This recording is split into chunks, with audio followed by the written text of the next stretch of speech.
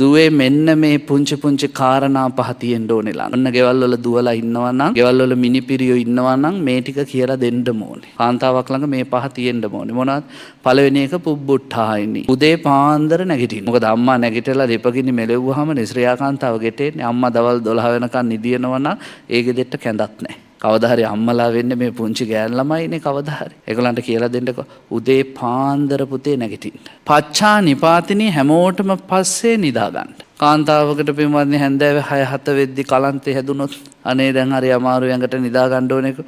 ගෙදර ඉඳුල් තැන් වල ගොඩ ගැහිලා. කාපුවා කාපු තැන් වල. කුණු මුළු වල හැමතැන. කැරපොත්තෝ මීයෝ ගෙවල් ඇතුලේ පැටව ගහනවා. ඉඳුල් ගඳට අමනුෂ්‍යෝ ගෙවල් වලට බැල්ම හෙලනවා. ඒ ගෙදර සිරියාව ඔක්කොම නැති වෙලා යනවා. ඒ නිසා කාන්තාවකට කියලා දෙන්න ඕනේ පුංචි කාලේ සියලු වැඩ අවසන් කරලා නිදා ගන්න. එතකොට සුව නිින්දක් හොඳට නිදා ගන්න පුළුවන්.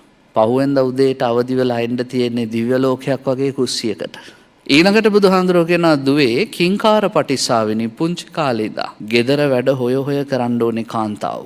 කාන්තාවකට පින්වත්නි අමුතෙන් කියන්න කොස්ස ගන්නකො, ඉදලා ගන්නකො, අතු ගන්නකො ඒව ඕනේ නැහැ.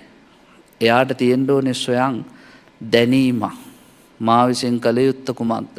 මකුළු දැල දැක්කහම කඩන්න කියන්න ඕනේ නැහැ කවුරුත්. එයා ඒක කඩන්න ඕනේ. ගේ ඉස්සරහා මල් ටිකක් හිටව ගන්න, ගේ පිටිපස්සේ කරපිංචරම්ප ගහක් හිටව ගන්න කවුරුත් කියන්න ඕනේ නැහැ.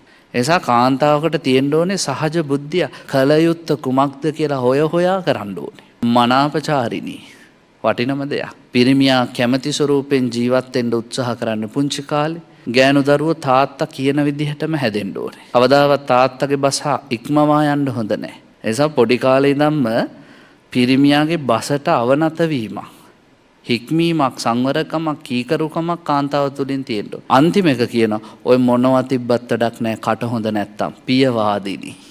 කාන්තාවකට තියෙන්න ඕනේ ලස්සන වචන ටිකක්. පිරිමින්ගේ හිත් නිවන වචන ටිකක්. පිරිමි හැමතිස්සෙම කියන්නේ අපේ නෝනගේ ඔක්කොම හොඳයි කට තමයි නරක. ඒ නිසා ඒ කටත් පරිස්සම් කරගත්තොත් දුවේ ඒ කාන්තාවට ඉන්න පුළුවන් වටිනා විදියට. අම්මා තාත්තා කෙරෙහි අනුකම්පාවෙන් මෙන්න මේ කියන කරුණු පහ එකතු කර ගන්න ඕනේ. මෙලොව පරලොව සැප කැමතින. උදේ පාන්දර නැගිටලා හැමෝටම පස්සේ නිදාගෙන ගෙදර වැඩ හොය කරලා පිරිමි බසට අවනත වෙලා සහ ප්‍රිය වචන කතා කරලා